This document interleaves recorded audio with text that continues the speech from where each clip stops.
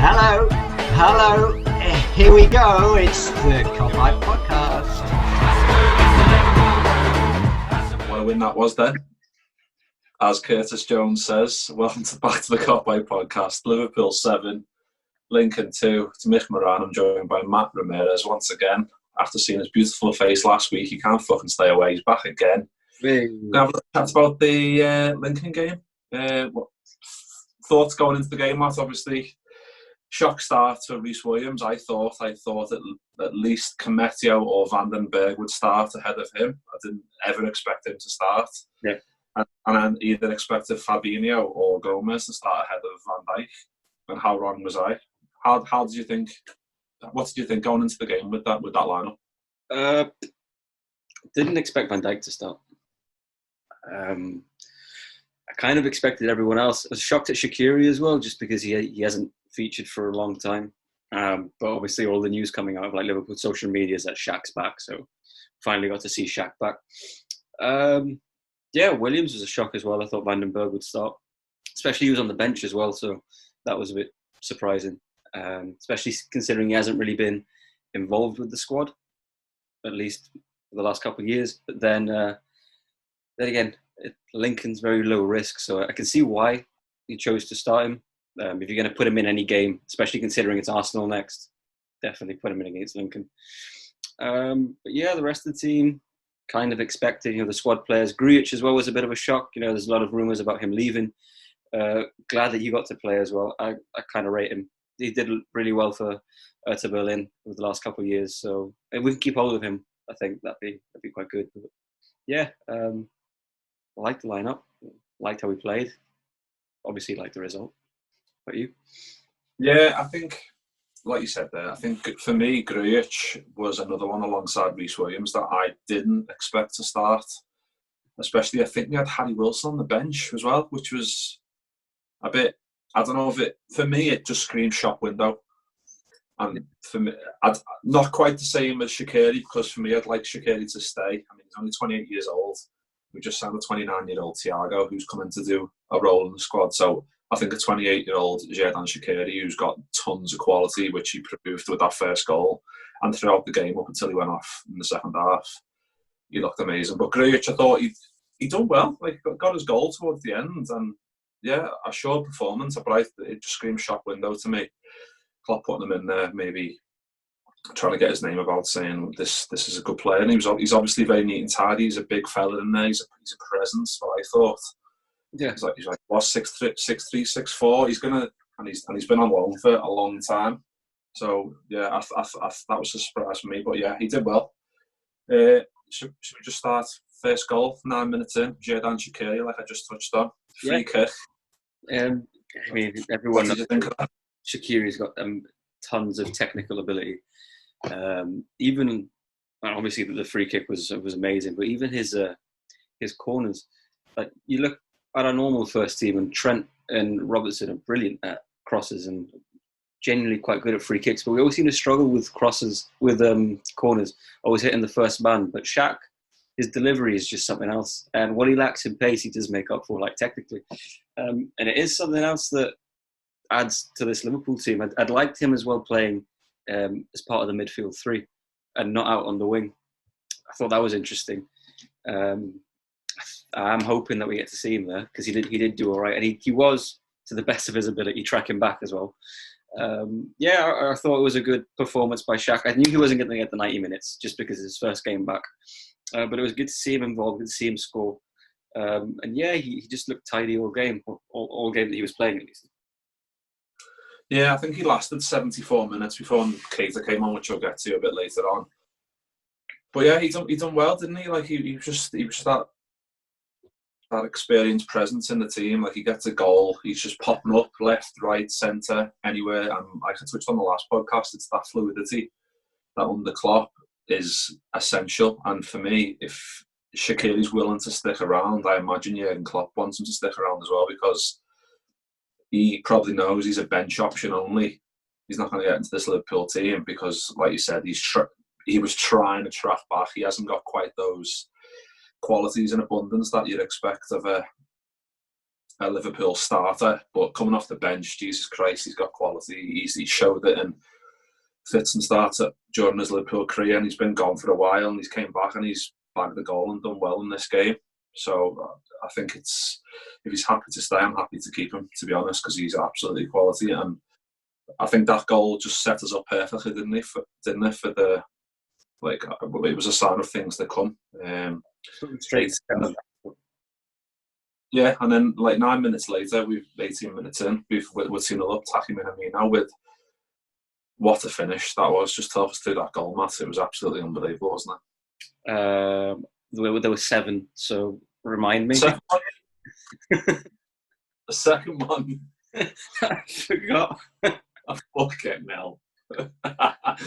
Minamino, edge of the box, and Rhys, it falls back, he kills the top corner. Yes, brilliant goal. Fucking hell, should we stop there and just fucking shut up shop? No, I like Taki. Didn't you just do the match report? No, we didn't do the match report this week. This match. You can tell it's live on the Kopite podcast. No, I like Taki. He's dynamic, isn't he? And the finish, obviously, now that you reminded me of it, was brilliant.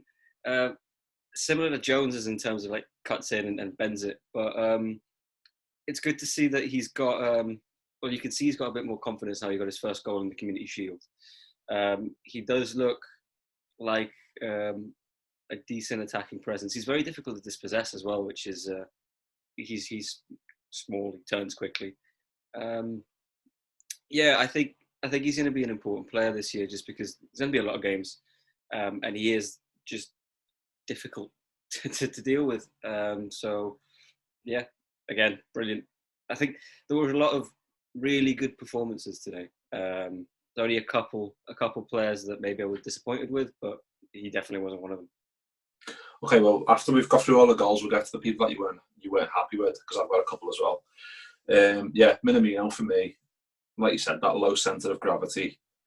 I think Sky Sports showed the average position of the players during the first half, and he was basically as another centre midfielder, which is like a carbon copy of Bobby Firmino. And for me, I thought he was tremendous, absolutely boss. I love that performance he just put in. For me, he was only just edged out by Curtis Jones, probably because he's a Scouser and he's a 19-year-old kid and he shouldn't be playing that well at this soon. But yeah, for me, Minamino was bossing, and that was his first of the game. And it was just like I said, the security goal set the tone. That just absolutely just made a statement that we're coming here with our second string and we're going to absolutely batter you, which is perfect. This second string, last season, you could argue that Liverpool's squad depth wasn't that amazing, but this season, just a couple of additions and obviously a couple another season under the youngsters' belts, and it's a formidable second team. Like I risk saying that team would probably give some of our first teams in the last 15 years, and I'm thinking the Paulsons and the Joe Coles and the Kyriakoses, a game. I'm buzzing considering that's our second team. Yeah, I think I can't argue with that. Like, the pressing from minute one in that game was just a joy to watch, to be honest. Like, they were trying.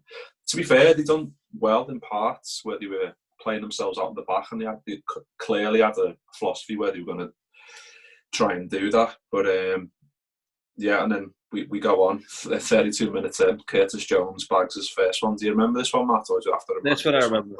This is. I remember it because it's like the classic, or it's going to be known as the classic Curtis Jones goal. Similar to the Everton one, and again, the one against Everton last season, just sort of cuts back and bends it top corner.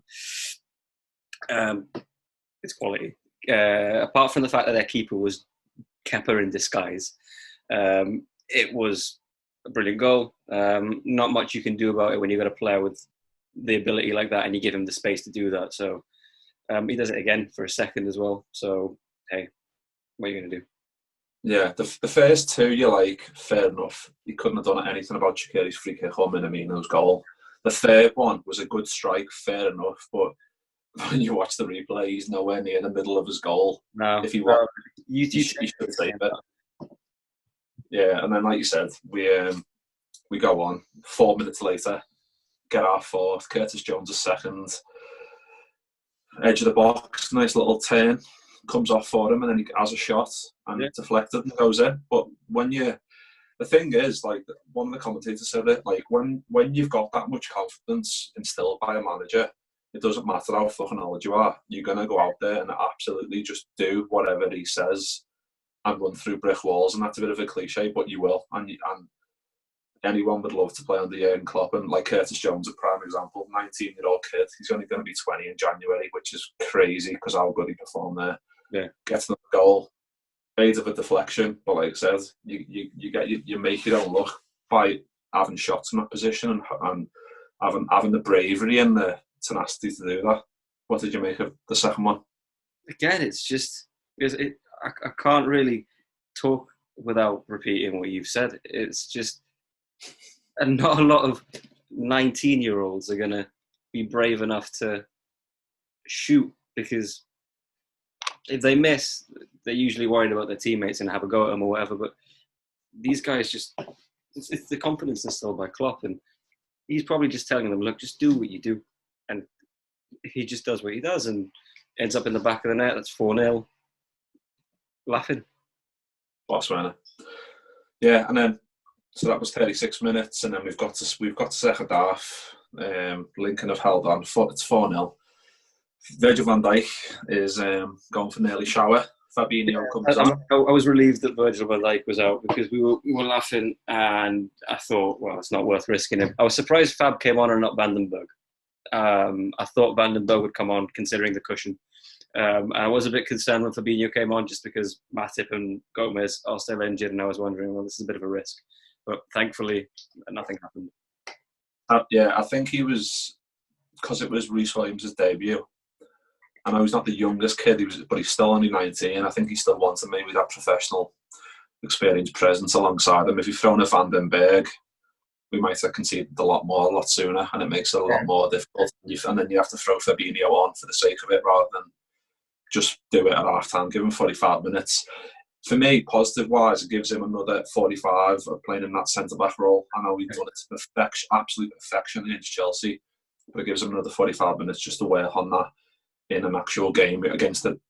In the second half, they were really tenacious, and they showed why there weren't any pushovers. And obviously, the scoreline says that they were a pushover, but for me, they did do well, especially scoring 2 goals. We should be very, very happy with how they played second half, especially. Like, it's a League One side, but they did all right, all things considered. Yeah. But then 18 seconds into that second half, Minamino gets his second, makes it 5-0. Yeah, that's unforgivable, in my opinion, to be fair. Conceding 18 seconds into a half that you're kicking off from. But credit where credit's due, Liverpool pressed a lot more aggressively than I thought, or that I was expecting at all, because as soon as Lincoln kicked off, I think it was like 4 of our front guys just lost the plot and just went for it. And it worked out. I think it was Shaq falling over, putting a nice through ball. And I'd have liked Elliott to score, but hey, more goals from Minamino, more confidence for him, so I'll take it. Well, I think in these games where we have our second string, if you can call them that, well, I guess we'll have to call them that, because they're not going to get in most of them won't get in the first team. They're going to press the Klopp way times 1.5, because they want to show that they know the system, they know his philosophy, and they want to prove themselves and try and force their way into Klopp's plans for this season. You can see that from Shaq, you can see that from Jones, you can see that from Minamino, who obviously didn't. I don't think he even came on against Chelsea, did he? Which, considering his pre-season form. Yeah, and he was pressing like a madman today, like all game. Like, he has been running about and sprinting about, and it's a good work ethic that Klopp's installed in the team, that the second string have an attitude at the moment which won't allow any of the main 11 to slack. Because if they do, and they start dropping off, then, like you said, these guys are showing that, hey, I'm here. Yeah, and I think it's epitomised. And I think last year, Lallana came in one game from the cold because Klopp said he was playing so well, he had to pick him. And I think that just goes to show that if you're showing that in training that you have the absolute quality to come in and replace someone who in his mind is the first 11, then that's surely a bit of an impetus for those players like the Joneses, the Tsimikas, we haven't even touched on yet. I thought it was great. He played very well. His delivery is brilliant, isn't it? It's the early delivery for me where he just hits the first time and it shocks defenders. I think the commentators mentioned it. Defenders don't expect it. They expect the touch and then cross. Like when you do first time, you make defenders panic, and the little deflections off headers trying to get headers out of the box can create goals and stuff like that. That we can thrive off. Having him as a second choice behind Robbo, it's really promising, isn't it? I like as well how similarly to Robbo, he's a shit house and a half. Like there's a point in the second half where he just very clearly shoulder barges the fuck out of their winger, and then he's looking at the linesman like, I didn't do anything. Yeah, you did. I love it. Love all that. Yeah, and then so I think it was like the first 7-8 minutes of the second half, Adrian went through a spell of like just stopping him. Yeah, he stopped loads. Yeah, he was doing really well. I think you text me going, he's no Karius. Yeah. Which fuck off. And it reminds you of our 20. I think it's £20 bet, is it? If Karius leaves, you owe me 20 quid. Yeah, he's not going to leave, but I'm kind of he probably will leave actually because he wasn't even on the bench. I await that bank transfer, lad. Get that ready. If he leaves, then we'll get the money. But yeah, he did really well. He rushed out, and he could have kept it and just taken out their striker. Didn't got the ball, repositioned, blocked the second one, and then it was a one-on-one, and then their winger tried to round him, and he got it. And he is actually not bad at one-on-ones and then nicking the ball. So that was a good little spell. And then there was another one, a cross came in and he got really close and blocked it. But it was good to see. It goes without saying, but he was obviously annoyed when he conceded. But I liked how annoyed he was. Like we were 5-0 up, and he was still fuming and shouting, and it's just good to see. Yeah, well, we'll come to that in a second because Jota came on. Diego Jota, new signing, 45 million from Wolves, came on for Harvey Elliott for his LFC debut on 56 minutes, and then we go and concede 4 minutes later. Neil Williams lost possession on the right hand side. I think he just got a bit overrun. I think they got into their press and rhythm a little bit, and I think they targeted Neil Williams a little bit because he does take a few too many touches on the ball sometimes, and then they go down and score. And like you said, Adrian was fuming. He's a good number 2 for me. He's definitely a good number 2. But when you pit him up alongside Alisson Becker, who for me is the greatest in the world, he's always going to look shit, and I'm afraid that's always going to be the case as long as Alisson Becker's number 1 in this Liverpool side. Yeah. I do think that maybe Alisson gets to the shot and saves it, but maybe harshly. I don't only blame Nico Williams for losing it, because he does lose it, but I think Rhys Williams goes to ground twice very quickly. And it's probably inexperience, but if he stays up and maybe shields the striker, can't get a cross in, and you don't concede the chance.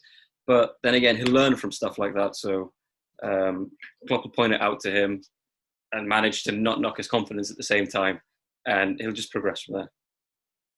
Yeah, I think it was just like you said. I think it was just a bit over-eager. He went to ground far too easy. The second time, the first time he does it, he's trying to get it. The second time, it's in the penalty box. The ball that time, he's definitely got to make that. And I know it's on his debut. He's trying to make an impression. If he gets a toe on it and goes up, knocks it off the throw in, we're all cheering and saying what a clearance that was. But it doesn't go our way, and they grab a goal. But I think it was like 4 minutes later, we go down to the end, 6-1. Yeah, Marco Rhys gets his goal. Good finish, but I still think their keeper, shocking. As suspect he was for Jones's first, he was suspect again there because he hit it hard. Jesus Christ. mean, happy for Grujic. He showed at Hertha that he does like a pop from distance. But I feel like any other keeper does stop that. Good for him for being there. Good for him for having the confidence to shoot. But, I mean, yeah, nice goal. No, nice to get the goal, but what really can you say? Yeah, true. But then we've just been talking about Adrian. Literally 2 minutes later, things off a corner, 66 minutes, Adrian's in no man's land pretty much. Yeah, it was shades of Mignolet, wasn't it? And that's the thing that, like I just touched on, the first 7-8 minutes, that half, he looked like a good, really good, solid second choice keeper who was willing to do whatever it took to stop the ball. But then sometimes he gets this, like, in his brain, he thinks he's going to get somewhere, like a Mignolet used to. Yeah. Come out for a couple of time, punch it, and miss it. And that, I'm afraid that is a second choice goalkeeper. And that can happen to any goalkeeper in the world. It doesn't happen to the best of them in the world very often. That doesn't happen to Alisson Becker very often, definitely. But second choice keepers, that happens a lot. But yeah, they got their second of the game, 6-2. Then it took another 22 minutes for us to get our last of the game. Divock Origi, 88 minutes. I think it was off a corner from them, and then we broke. Yeah, we broke from a corner, which is obviously on the clock. It's absolutely key, and that's been a key part of his philosophy since he came in from day one, breaking from corners and trying to create goals and assists. But Divock Origi scores. Keeper should do better again, really, shouldn't he? It shows that we're, like we've been for the last couple of years, for some reason, most dangerous when we're defending. And usually when we're defending set pieces, which is great. Obviously, like every time the opposition has a corner or a free kick, usually you're bricking it, but now we're excited. I'm glad that Origi scored. I didn't realise that he'd given the captain's armband until he was celebrating. But yeah, the keeper should do better. Just powers it under him. Ideally, I would have liked Origi to try and cross it, maybe for Jota, who was arriving back post, but he scores, so you can't really complain, can you? Yeah, but I just like to go back a little bit because I've just made a note here. Naby comes on for Shaq in 74 minutes. I know we've already touched on. We've covered all the goals there, but I just want to touch on Shaq a little bit. He played 74 minutes that game before Naby came on. Would you keep him if you were in charge of this Liverpool team? Do you think that was a shop window moment for him, like a Grujic, or do you think that he needs to stay in this Liverpool squad in and around the 18? I think he needs to stay, especially if he's going to play that slightly more central position. Because although he's not got the quality of a Thiago or a Coutinho, he's definitely in that mould of creative player that is missing from our central midfield if you take out Naby, for example. He's definitely probably one of the more technically gifted in that second string team. And I don't think Shaqiri is the kind of player that needs to go in a shop window. I think everyone knows what Shaqiri is about. His quality has never really been doubted. It's his fitness more than anything. So I don't think you need a performance against Lincoln to remind the world that Xherdan Shaqiri's quality. I think he's been put in there to give him minutes, to reintegrate him into the team, and hopefully he stays. That's what I mean. It's a very strange one, isn't it? He's 28. Like, he's done, like I said earlier, he's been so good and fit to start. Like, I just think of the game where we played Man United at Anfield and he scored twice and Jose Mourinho got sacked, and it was like games like that. It was too much distance between how well he did in games. Like, he'd do well and then he'd be out for a bit and then he'd come back and do well again. Like that game against United. Then there's the game against Everton where we won 5-2 at Anfield as well, where he was instrumental in that game. And you just want to condense that and have it as like as a funnel and like make him do that well all the time. But I don't know if his body allows him. I just don't know if his body just just always breaks down on him. I don't know if that's the case, but for me, I'd definitely keep him. He's 28. How much are we going to actually make on him right now? The fact that we're not. With all due respect to Xherdan Shaqiri, he doesn't strike me as the kind of player that wants to start at a mid-table team. He's not going to start at an elite club. So what he's looking at is to either be second string at Liverpool and challenge for honours and be part of a world-class squad, or go and start and be the star at a mid-table side somewhere in Europe. I think he'd pick Liverpool's bench, which he's going to get games. There's a lot of games this season. The Carabao, FA Cup, Champions League, the Premier League. He will play if he stays fit. So I don't really see him kicking up a fuss to want to leave, because his options, if he wants to start, aren't the most attractive. Yeah, I know. Like I said, it is a difficult one, isn't it? Like, I think maybe, hopefully, he's come to the realisation that he'd rather stay at this team and try and forge his way in, or try and be in and around the 18 and have more minutes than he did last year. I hope that's the case. Yeah, I imagine that's the same for Klopp, because we all know the quality. That first goal, the keeper, who during the other 6 goals probably could have done a bit better, but that one, he was not. He didn't. He was not fucking stopping that. There's no way. No, he couldn't save the first one, regardless of how shit he was for the rest of them. He won't touch that first one. Yeah. I'd just like to touch on Rhys Williams as well. Obviously, a 19-year-old kid from the academy making his debut. Played alongside the best centre-half in the world during the first 45 minutes. Yeah. I thought he'd done really well. Like, I put a poll up on Twitter in the last half an hour, like, which are man of the matches on the Twitter page, which I will now get up very quickly. But people were saying, why have you put Rhys Williams in the mix there? I was like, well, he's 19-year-old kid has made his debut, and I thought he did really well. What did you make of his performance? Okay, I'm a bit harsher than you. I'm not sure if it's just because I'm so used to seeing Van Dijk smash it that maybe I'm being harsh on this kid. But yeah, he's not the quickest, which isn't an issue.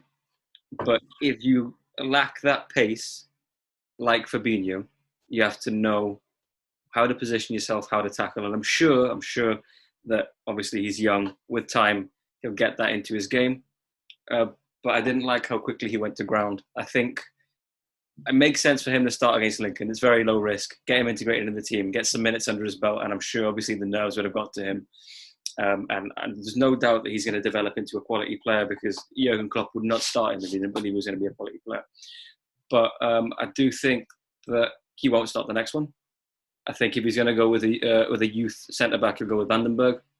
He didn't do anything wrong. It wasn't a horrible performance. Apart from going to ground a bit early, I can't really say he did anything wrong. He just didn't stand out to me. I just think I enjoyed his passing.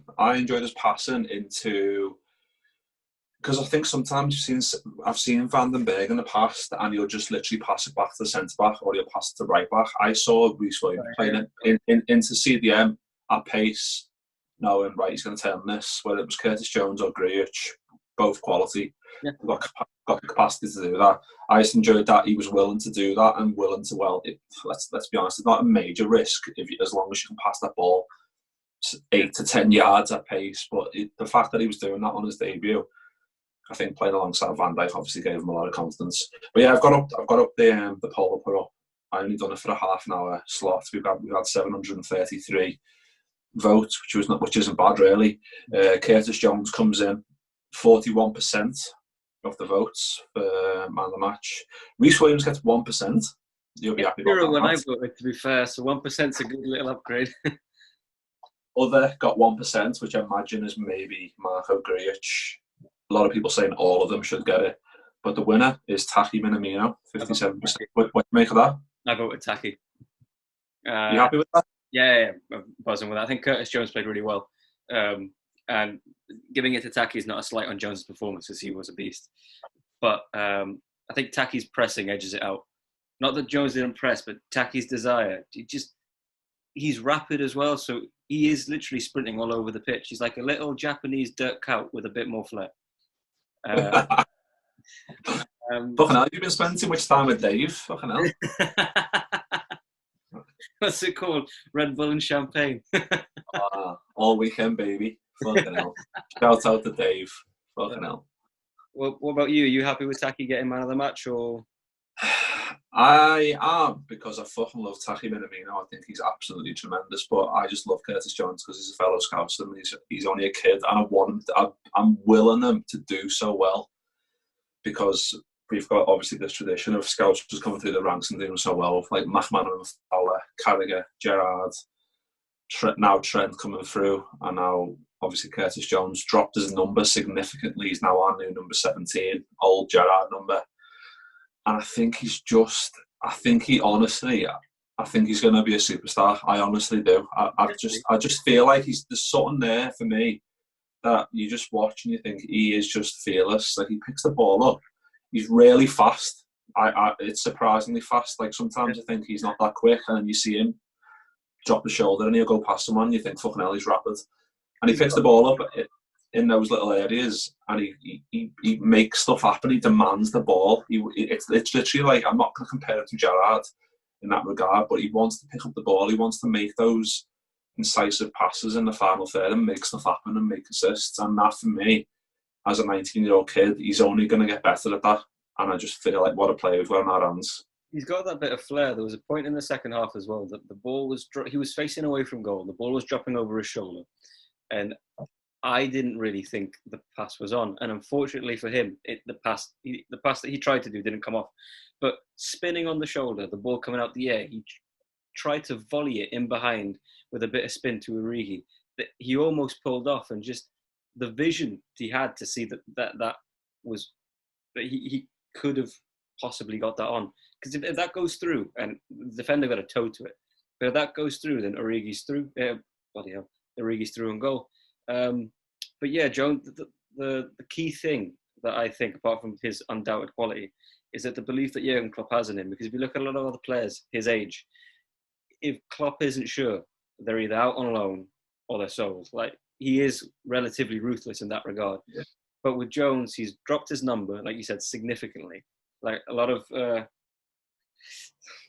shit's made of numbers, but when you go from 40 odd to 17, there's a reason. Yeah. He's going to get a lot of game time this season. He's going to be important. Again, a lot of the further Liverpool go in competitions, the better it's going to be. But I think we're going to see a lot of him.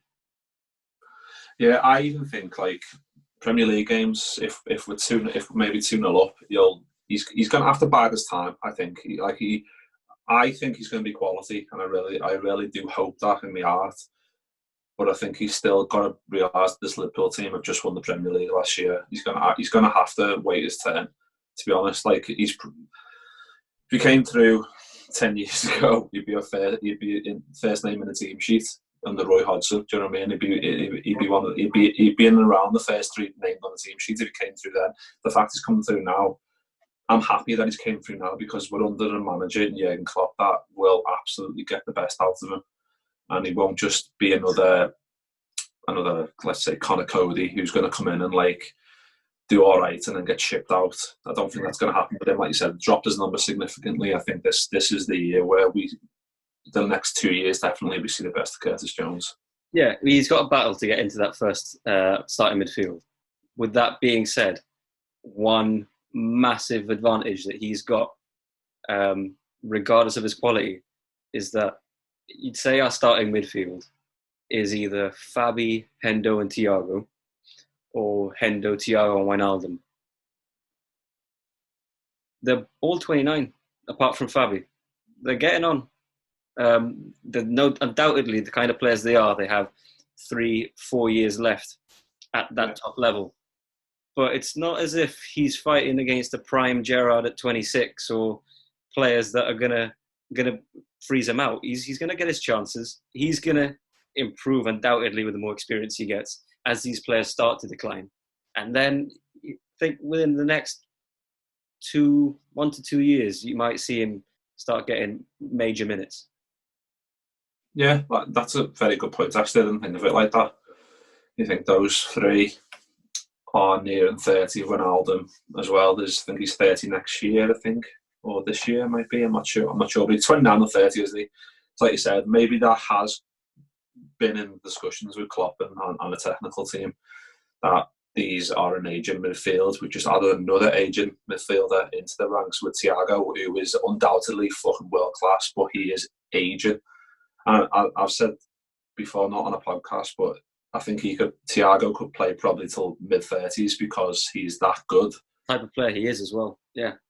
Yeah, but Curtis Jones must be thinking, and I think he proved it in that game, that he knows how good he is and he knows that he can make this Liverpool team as long as he keeps getting the minutes in and keeps scoring goals like that, and he's not doing any harm for himself, is he? No, not at all. I mean, there's a front three now, but if Jones, it's a midfield three now, but if Jones keeps playing the way he is, and either he forces himself into that midfield three, or he's going to force Klopp to change the system. If he keeps performing to the level he's performing and keeps developing the way he is, one way or another, Klopp's going to want him in that midfield. So we'll definitely see him. Yeah. Well, I think that's a nice little place for us to leave it, because I think we're getting on for 40 minutes there, which is, we might have bored someone with the Curtis Jones loving. But we'll leave it there. I've been Mick Moran. I've been happy to be joined by Matt Ramirez once again, and we'll probably see him again very soon with that lovely little shit. Like a London bus, you wait 2 years and then suddenly 2 straight away. Yeah, we'll be back before we've got Arsenal at home in the Premier League on Monday, which is going to be an absolutely fantastic game. We'll be maybe back before then or after, but stay tuned and we'll see you next time.